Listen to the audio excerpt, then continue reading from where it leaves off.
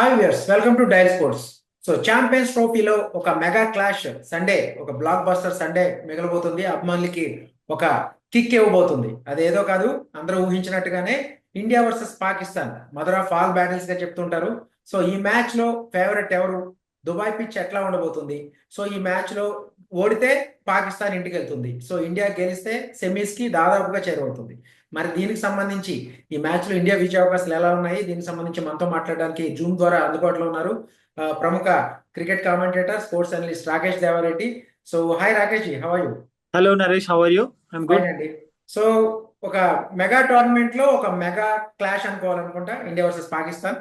దాంట్లో సందేహం ఎందుకు, డౌట్ ఎందుకు? డెఫినెట్ గా ఇండియా పాకిస్తాన్ ఆడుతుందంటే హోల్ వరల్డ్ చూస్తుంటది. And that too on Sunday అందరు టీవీల ముందు అతుక్కునే ఉంటారు. ఎవరైతే ఇండియా అవుట్ సైడ్ లో ఉన్నారో చాలా క్రేజీ క్రికెట్ ప్రేమికులంతా కూడా దుబాయ్కి వెళ్ళి చూస్తారు. బట్ అదర్వైజ్ ఇండియాలో ఉండే వాళ్ళు మాత్రం వేచి చూస్తున్నారు ఇండియా పాకిస్తాన్ మ్యాచ్ ఎప్పుడు ఆడతారా అని చెప్పి. ఓకే, ఇండియా ఫస్ట్ మ్యాచ్ లో బంగ్లాదేశ్ ని డామినేట్ చేస్తూ ఒక విక్టరీ అయితే అందుకుంది. సో ప్రస్తుతం టీమిండియానే ఈ మ్యాచ్ లో ఫేవరెట్ గా అని చెప్పేసి చాలా మంది చాలా కాన్ఫిడెంట్ గా చెప్తున్నారు పాకిస్తాన్ తో మ్యాచ్ లో. సో ఓవరాల్ గా ఫస్ట్ మ్యాచ్ లో ఇండియా పెర్ఫార్మెన్స్ మీద మీ కామెంట్ ఏంటి? Absolutely fantastic performance, specially vice captain Shubman Gill కావచ్చు, ఆ తర్వాత మొహమ్మద్ షమీ 5 వికెట్ హాల్ తీసుకోవడం కావచ్చు, అండ్ దెన్ కుల్దీప్ లాంటి ప్లేయర్స్ బౌలింగ్ చేయడం, almost full quota of overs bowling చేయడం. ఐ థింక్ ఓవరాల్ గా it was very good. In fact ఆ హ్యాట్రిక్ కూడా మిస్ అయింది. రోహిత్ శర్మ క్యాచ్ తీసుకుంటే ఆ హ్యాట్రిక్ కూడా వస్తుండే. But otherwise Shubman Gill extra responsibility తీసుకోవడం, షమీ కంబ్యాక్ చేయడం, కొంచెం ఒక దశలో 4 వికెట్లు కోల్పోయినప్పుడు కొంచెం ఇబ్బందికరంగా అనిపించింది. ఏంటి ఇండియా త్వరగా వికెట్లు కోల్పోతున్నారు అని చెప్పి. రోహిత్ అండ్ కోహ్లీ ఇంకా డ్యూ ఉంది, వాళ్ళ నుండి రన్స్ రావాల్సింది. అలాంటి ఎక్స్ట్రాడినరీ టాప్ నాచ్ ప్లేయర్స్ నుంచి పాకిస్తాన్ లాంటి ఆపోజిషన్ తో దుబాయ్లో రన్స్ కనుక స్కోర్ చేయగలిగితే ఇంకా డెఫినెట్ గా అందరు అభిమానులకు ఒక పండుగనే. బట్ బంగ్లాదేశ్తో జరిగిన మ్యాచ్లో ఐ థింక్ ఇండియా ఇంకొంచెం బెటర్గా ఆడి ఉండాల్సి ఉండే. But still victory is victory. Maybe we can give 8 out of 10 marks లాగా చెప్పొచ్చు ఆ పర్ఫార్మెన్స్ ని. ఓకే, గత కొంతకాలంగా శుభ్మన్ గిల్, ఇండియన్ ఓపెనర్ శుభ్మన్ గిల్ చాలా కన్సిస్టెంట్ పర్ఫార్మెన్స్ ఇస్తున్నాడు. సో నిన్న కూడా బంగ్లాదేశ్ తో మ్యాచ్ లో ఒక మెచ్యూర్డ్ ఇన్నింగ్స్ ఆడినట్టు స్పష్టంగా కనిపించింది మనకి. ఏదైతే ఒక ర్యాష్ బ్యాటింగ్ కి పోకుండా సింగిల్స్ రొటేట్ చేస్తూ ఒక ఇన్నింగ్స్ చివరి వరకు ఉండి మ్యాచ్ ని ఫినిష్ చేసి వెళ్ళాడు. సో దీని గురించి ఏమంటారు? 8th సెంచరీ శుభ్మన్ గిల్ కి ఇండియన్ బ్యాటర్స్ లో కంపేర్ చేస్తే ఫాస్టెస్ట్ ప్లేయర్ తినే. దాని తర్వాత if I'm not wrong Shikhar Dhawan, ఆ తర్వాత విరాట్ కోహ్లీ అనుకుంటా. Then comes Sachin Tendulkar. So ఇలాంటి ఆర్డర్ లో ఉన్నాడు కాబట్టి I think that he's proving. ఎందుకు తనని ప్రిన్స్ అంటున్నారో, ఎందుకు తనని ప్రమోట్ చేశారో ఎవరు ఎక్స్పెక్ట్ చేయలేదు. All of a sudden Shubman Gill from nowhere has become the vice captain of the team. And that too correct టైంలో ఎవరైతే ఆయన శుభ్మన్ గిల్ మీద ఇది ఒక అపోహ ఉండే, ఏంటంటే ఒక 10-12 మ్యాచెస్ ఆడతాడు, ఒక మ్యాచ్ పర్ఫార్మెన్స్ చేసి మళ్ళీ దాన్ని ఆ పర్ఫార్మెన్స్ బేస్ చేసుకుని ఇంకో 10-15 మ్యాచ్లు ఆడతాడు అని చెప్పి. బట్ మొన్న ఇంగ్లాండ్ సిరీస్ తో కావచ్చు, ఇప్పుడు కావచ్చు, I think he he's shown that grit and determination. And that too ఎప్పుడైతే 4 వికెట్స్ పోయినాయో అప్పుడు కోచ్ గౌతమ్ గంభీర్ కూడా ఒక మెసేజ్ పంపించి you have to stay till the end, ఖచ్చితంగా లాస్ట్ వరకు ఆడాలి అని తను పంపించిన మెసేజ్ ని తను తూచా తప్పకుండా పాటించడం అండ్ ఇండియా బంగ్లాదేశ్ తో ఆ మ్యాచ్ లో గెలవడం, I think he has played key role. So దాంట్లో డౌట్ లేదు. Currently is number 1 ODI batter in ICC one day. అవును, ఎస్ అబ్సల్యూట్లీ. అయితే ఇక రోహిత్ శర్మ కూడా ఈ మ్యాచ్ తో టచ్ లోకి వచ్చాడు. ఇక మనకి ఒకే ఒక కన్సర్న్, విరాట్ కోహ్లీ నుంచి ఒక బిగ్ ఇన్నింగ్స్ ఎక్స్పెక్ట్ చేస్తున్నారు. సో ఆబ్వియస్లీ పాకిస్తాన్ తో మ్యాచ్ అనగానే విరాట్ కోహ్లీ కూడా శివతాండవం ఆడేస్తాడు అనేది చాలా మంది అభిమానులు నమ్ముతూ ఉంటారు. అది చాలా సార్లు జరిగింది కూడా. సో మనం కూడా ఎక్స్పెక్ట్ చేయొచ్చు అనుకుంటా maybe this Sunday for Virat పర్వం. అబ్సల్యూట్ గా దాంట్లో డౌట్ లేదు. ఎందుకంటే విరాట్ కోహ్లీ లాంటి ప్లేయర్స్ ఎప్పుడైతే ఫామ్ లేదు అని మాట్లాడుకుంటామో అలాంటి టైంలోనే all of a sudden he'll regain his form back. And that too Pakistan లాంటి టీం మీద ఎక్కువ విరాట్ కోహ్లీకి అంటే just on the lighter side తను ఏంటంటే షోమ్యాన్ లాగా. షోమ్యాన్ అంటే ఏంది, ఎప్పుడైతే ఎక్కువ పబ్లిక్ చూస్తుంటారో అప్పుడే మంచి బెటర్ పర్ఫార్మెన్స్ వస్తుంటుంది. ఎప్పుడైతే ప్రెషర్ ఎక్కువ ఉంటుందో మంచి పర్ఫార్మెన్స్ వస్తుంది. సో ఇండియా పాకిస్తాన్ అంటే ప్రెషర్ ఉంటుంది, ఇండియా పాకిస్తాన్ అంటే ఎక్కువ మంది వ్యూవర్స్ కూడా చూస్తారు. అండ్ ఆ పల్స్ తెలుసు విరాట్ కోహ్లీకి. So we can expect that performance on the lighter side. But Virat Kohli గురించి మాట్లాడితే to be very precise or on a serious note, extraordinary player అండి. జస్ట్ ఇమాజిన్ 50 సెంచరీస్ ఉన్నాయి ఓడిఐస్ లో. ఎవరికి సాధ్యం కానని సెంచరీస్. సచిన్ తర్వాత నెక్స్ట్ పొజిషన్ లో ఉన్నాడు. బట్ స్టిల్ ఎవరు కూడా అనుకోలేదు సచిన్ రికార్డ్ ని బ్రేక్ చేసే ఛాన్సెస్ ఉన్నాయా లేవా అని. Sachin himself told that only Virat Kohli or Rohit Sharma వీళ్ళిద్దరిలో ఎవరో ఒకరు నా రికార్డ్స్ ని బ్రేక్ చేస్తారని చెప్పి అది చేసి చూపించాడు. బట్ ఏమవుతుంటదంటే career we can say this is end of Virat Kohli, just 36-37 year old. ఆ ఫిట్నెస్ అవన్నీ చూస్తే ఇంకో 3 years అయినా కూడా ఈజీగా ఆడేగాడు. మహేంద్ర సింగ్ ధోని చూడండి, he still looks fit. 42-43 year old, he's ready to roar in the IPL. So Kohli నుండి ఆ ఇన్నింగ్స్ అయితే బాకీ ఉంది. I think that should be this match. ఈ మ్యాచ్ లోనే రావాలని మనం ఇటువంటి ఎక్స్పెక్ట్ చేద్దాం. మ్యాచ్ లో అటువంటి ఇన్నింగ్స్ వస్తే కనుక అభిమానులకే కాదు, టోటల్ ఇండియా విక్టరీలో కూడా కీ రోల్ అనుకోవాలి, ఒక కిక్ అనుకోవాలి. అందరికి విరాట్ కోహ్లీ సెంచరీ చేస్తే ఎవ్రీబడి విల్ ఎంజాయ్ ఇట్. అటు Yes. బ్రాడ్కాస్టర్స్ ఎంజాయ్ చేస్తారు, బీసీసీ ఎంజాయ్ చేస్తుంది, ఫ్యాన్స్ ఎంజాయ్ చేస్తారు, టీమిండియా ఎంజాయ్ చేస్తుంది, and more over world cricket enjoy చేస్తుంది. Yes. Okay. Coming to the middle order, Shreyas Iyer and KL Rahul was the key role for the middle order in last match అవును. లో కూడా బాగానే ఆడారు. So Shreyas Iyer గురించి మనం చెప్పుకుంటూనే ఉన్నాం రెగ్యులర్ గా. Is the consistent performer. So maybe Yeah. Middle order లో కీలకమైన పార్ట్నర్షిప్స్ శ్రేయస్ అయ్యర్ వల్ల రావచ్చు అనుకుంటా maybe. Shreyas Iyer, KL Rahul definite గా మిడిల్ ఆర్డర్ లో కీ రోల్ ప్లే చేస్తారు. జస్ట్ బికాస్ ఒక్క మ్యాచ్ లో ఇండియన్ టాప్ ఆర్డర్ సరిగా పర్ఫార్మ్ చేయలేదని చెప్పి మనం ఎక్కువగా అంచనా అంటే ఎక్కువగా అనలైజ్ చేయాల్సిన అవసరం కూడా లేదు ప్రస్తుత సిచ్యువేషన్ లో. ఓకే. ఎందుకంటే పాకిస్తాన్ లో షాహిన్ షా ఆఫ్రిది కావచ్చు, వీళ్ళందరూ బౌలర్స్ ఉన్నప్పుడు ఎప్పుడైతే మీరు ప్లేయర్స్ ఎక్స్ట్రాడినరీ టాలెంటెడ్ ప్లేయర్స్ ఉంటారో వాళ్ళకి అలాంటి bowlers, so world class bowlers, ఎక్కువగా ఇబ్బందికరంగా బౌలింగ్ చేసే బౌలర్స్ ఉన్నప్పుడు ఆ ఎక్స్ట్రా ఎఫర్ట్ అనేది పెడుతుంటారు batters.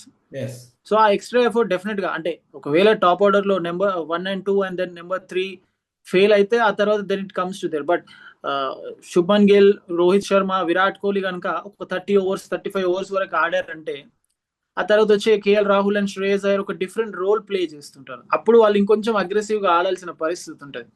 So I think it all depends on the situation. India ఏ టైంలో ఎలాంటి వికెట్స్ లూజ్ అవుతుంది, ఎవరెవరు అవుట్ అవుతున్నారు, ఇండియా ఫస్ట్ బ్యాటింగ్ చేస్తుందా, సెకండ్ బ్యాటింగ్ చేస్తుందా.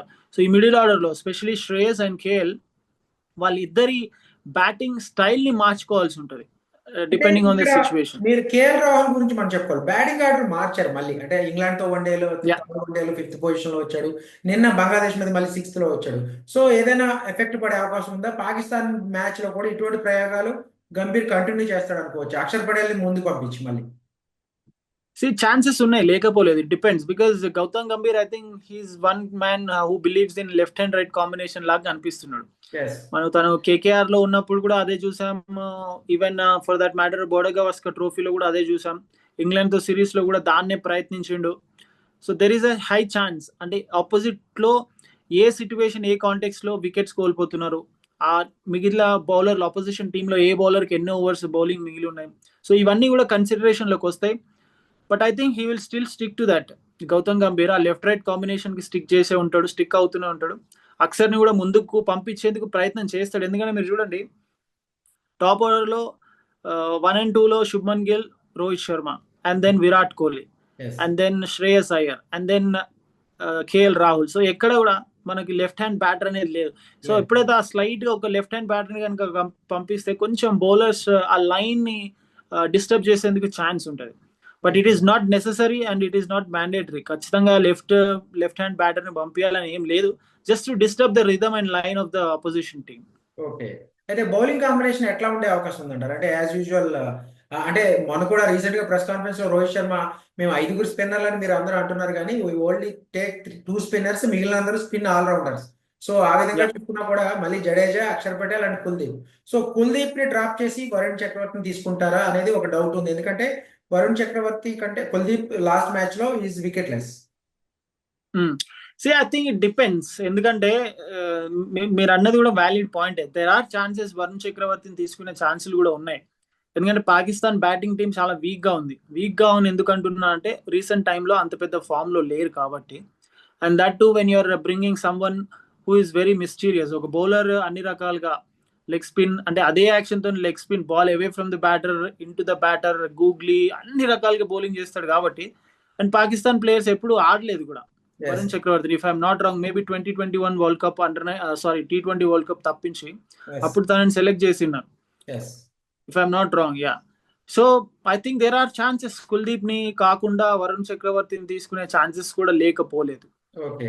అయితే ఫాస్ట్ బౌలింగ్ కాంబినేషన్ లో షమి తన పెర్ఫార్మెన్స్ తను ఇచ్చాడు. ఖచ్చితంగా పాకిస్తాన్ మ్యాచ్ కూడా అతనే కీ రోల్. అయితే సెకండ్ పేస్ బౌలర్ గా హర్షదీప్ కి లేదా హర్షిత్ రాణా మధ్య పోటీ ఉంది. హర్షిత్ రాణా ఫస్ట్ మ్యాచ్ లో కూడా ఇంప్రెస్ చేశాడు.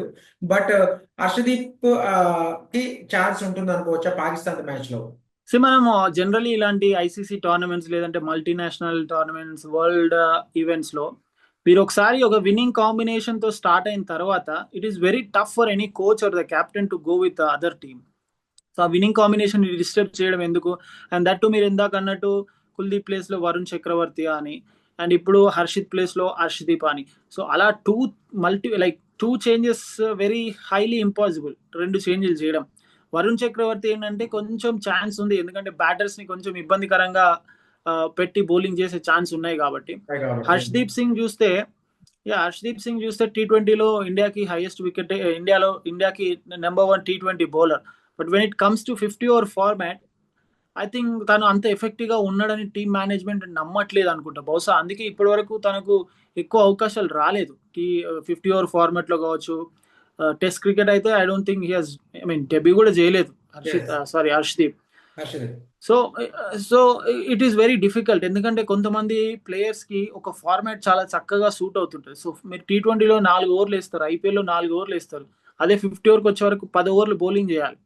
So it is going to be very difficult. అంటే కొన్నిసార్లు ప్లేయర్స్ లో క్యాపబిలిటీ ఉన్నా కూడా they are not ready for that format లాగా ఉంటారు.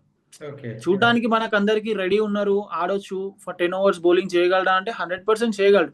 But how much effect is bringing to the team అనేది చాలా ఇంపార్టెంట్. ఓకే. అయితే రాకేష్, ఏదైతే మనం ఖచ్చితంగా ఈ మ్యాచ్ లో favourite, there is no doubt about it. But we don't underestimate the Pakistan cricket team. Why? Because they are unexpected things వస్తూ ఉంటాయి వాళ్ళ నుంచి, అన్ఎక్స్పెక్టెడ్ పెర్ఫార్మెన్స్ వస్తూ ఉంటాయి. ఒక్కోసారి బంగ్లాదేశ్ మీద ఓడిపోతారు, ఒక్కోసారి ఆస్ట్రేలియా మీద గెలుస్తారు. సో రీసెంట్ గా సౌత్ ఆఫ్రికా మీద కూడా గెలిచారు. సో ఎటువంటి పెర్ఫార్మెన్స్ ఎక్స్పెక్ట్ చేయొచ్చు పాకిస్తాన్ నుంచి? ఎందుకంటే వాళ్ళు ప్రెజర్ లో ఉన్నారు. ఫస్ట్ మ్యాచ్ లో ఓడిపోయారు న్యూజిలాండ్ మీద, హోమ్ గ్రౌండ్ లో, హోమ్ నేషన్ లో ఓడిపోయారు. అయితే ఇప్పుడు వాళ్ళకి ఇది do or die match. Maybe ఇది లాస్ అయితే they are out of the semis race. అంతే. ఎట్లాంటి పెర్ఫార్మెన్స్ ఎక్స్పెక్ట్ చేయొచ్చు అనుకోవచ్చు మనం? పాకిస్తాన్ ఎట్లాంటి సిచ్యువేషన్ లో ఉందంటే, అది ఇప్పుడు కాదు ఎప్పుడైనా కూడా, ఆ టోర్నమెంట్ గెలవకుండా పర్లేదు, ఇండియా మీద మ్యాచ్ గెలిస్తే సరిపోతుంది అన్న విధంగా ఉంటారు. బట్ ఐసీసీ ఈవెంట్స్ లో పాకిస్తాన్ కి పరమ చెత్త రికార్డు ఉంది ఇండియా మీద. But 2017 championship final, so it's the revenge game, 100%. And 2021 T20 world cup లో ఇక్కడే యూఏఈ లో జరిగినప్పుడు కూడా ఇండియా లూజ్ అయింది. అది కూడా చాలా చిత్తుగా ఓడిపోయింది ఇండియా. అంటే సండే మ్యాచ్ లో వి ఎక్స్పెక్ట్, అంటే కనీస పోటీ ఇస్తుందా? ఒక హోరహోరీ పోర్ అయితే మనం ఎక్స్పెక్ట్ చేయొచ్చు అనుకుంటా. I think we can definitely expect a good contest. రెండు టీమ్స్ మధ్య ఆ కాంటెస్ట్ ని ఎక్స్పెక్ట్ చేయొచ్చు, ఎందుకంటే బాబర్ ఆజమ్ లాంటి ప్లేయర్స్ ఉన్నారు, రిజ్వాన్ లాంటి ప్లేయర్స్ ఉన్నారు, షాహిన్ షా అఫ్రిది ఉన్నాడు. And there is bit of middle order కొంచెం ఓకే లాగా ఉంది మిడిల్ ఆర్డర్. అండ్ వీళ్ళంతా ఇప్పుడు నేను చెప్పిన పేర్లు ఏంటంటే వరల్డ్ క్రికెట్ లో బాగా ఫెమిలియర్ ఫేసెస్, నోన్ ప్లేయర్స్ కాబట్టి ఇట్ ఈస్ నాట్ దట్ మనం పాకిస్తాన్ ని కంప్లీట్ గా తీసి పారేసే విధంగా ఏం లేదు. They are good, they are like more than an average team which can compete and give a strong contest to the opposition teams. But just that వాళ్ళ recent form సరిగా లేదు. బట్ ఇలాంటి సిచ్యువేషన్స్ ని పాకిస్తాన్ ని మనం చాలా సందర్భాల్లో చూసాం. రీసెంట్ ఫామ్ బాగాలేదని మాట్లాడుతుంటాం, then they will come up and perform well with a strong team. India అంత ఈజీగా తీసుకునే ఛాన్సెస్ లేదు, ఇండియా అంత ఈజీగా తీసుకోవాల్సిన పరిస్థితి కూడా లేదు Pakistan. I don't think team కూడా అంత ఈజీగా అయితే తీసుకోదు. బట్ కాంటెస్ట్ బాగుంటది, slightly high advantage to India. Okay. Final గా దుబాయ్ పిచ్ ఎట్లా ఉండబోతుంది? ఎందుకంటే నాకు తెలిసి ఒక ఫ్లాట్ వికెట్ అయితే ఉండబోదు, స్లో బౌలర్స్ కి కాస్త అడ్వాంటేజ్ ఉంటుంది అనేది చాలా మంది అంచనా. ఫస్ట్ మ్యాచ్ లోనే ప్రూవ్ అయింది. అంటే ఒక హై స్కోరింగ్ అనుకోవాలా, ఒక average score 250 or 260 that range of score enough అనుకోవాలా? ఐ థింక్ 250-260 స్కోర్ ఒకవేళ ఇండియా ఫస్ట్ బ్యాటింగ్ చేస్తే 250-260 డెఫినెట్ గా సరిపోదని నేను అంటుంటా. అండ్ దట్ టు పాకిస్తాన్ కనుక ఫస్ట్ బ్యాటింగ్ చేస్తే 250-260 కొడితే అది అసలు ఏమాత్రం సరిపోదు ఇండియాకు ఉన్న బ్యాటింగ్ లైనప్ చూస్తే. దట్ టు దుబాయ్ లాంటి ఫ్లాట్ వికెట్స్ మీద డెఫినెట్ గా రన్స్ స్కోర్ చేసేందుకు ఎక్స్ట్రా ఛాన్సెస్ ఉంటాయి. Coming to competitive total, at least మనం ఫస్ట్ బ్యాటింగ్ చేస్తే 300+ ఇవ్వాల్సింది.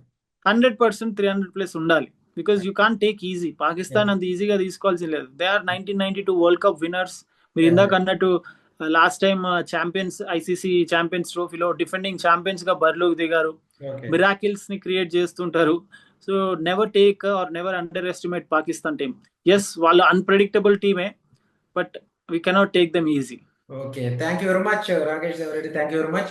So Thank you. రాకేష్ చెప్తున్న దాన్ని బట్టి చూస్తే కనుక పాకిస్తాన్ మనం లైట్ తీసుకునే పరిస్థితి లేదు. అట్ ది సేమ్ టైం ఈ మ్యాచ్ గెలిస్తే ఇండియా కంప్లీట్ గా ఏదైతే సెమీఫైనల్ కి దాదాపుగా they will confirm the semi-final berth. So ఒక ఎగ్జైటింగ్ కాంటెస్ట్ అయితే జరగబోతుంది. ఎడారి దేశంలో ఒక మెగా క్లాష్, ఏదైతే mother of all battles match Sunday. So hopefully fans అందరూ కూడా చాలా ఎంజాయ్ చేస్తారని చెప్పేసి రాకేష్ చెప్తున్నారు. సో ఇది ఇండియా వర్సెస్ పాకిస్తాన్ మ్యాచ్ మీద preview show. Keep watching dial sports.